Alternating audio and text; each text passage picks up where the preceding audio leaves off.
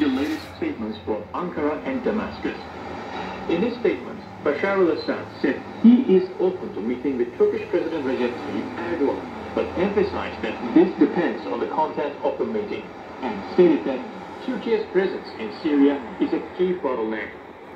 On the other hand, Erdogan said he would invite Assad to a meeting for the first time since 2011.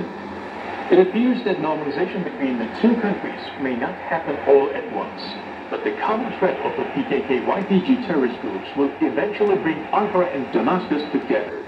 Assad stated that he could meet with Erdogan if it serves Syria's interests, but believes that withdrawal from Syrian territory is the essence of the issue. In fact, if this normalization does not occur, it is not the end of the work, but the current regional context is pushing the two countries toward cooperation, because their enemies, primarily the PKK-YPG, have become common. The PKK's plans for Syria, that is, an official, non-existent democratic autonomous administration, could have serious consequences for both Syria and Turkey. Therefore, due to the common threats over both countries, this rapprochement seems likely to happen. This could be tomorrow. That supporters, Russia and Iran, must also be considered in relations with Ankara.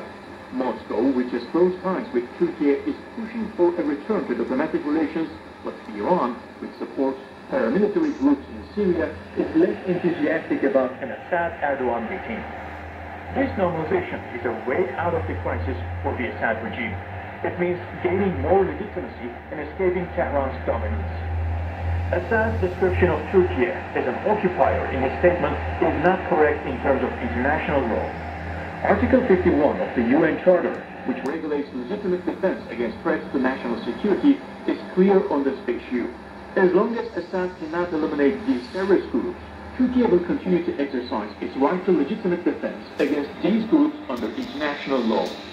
Ankara sees the PYD-YPG as an extension of the PKK, which is listed as a terrorist organization in Turkey, the USA, and the EU, and is responsible for the deaths of over 40,000 people in its bloody terrorist actions since the 1980s. Washington views the YPG as an ally in driving ISIS out of Syria, and its military support to the terrorist organization strains relations with Ankara, which says using one terrorist group to fight another is nonsensical.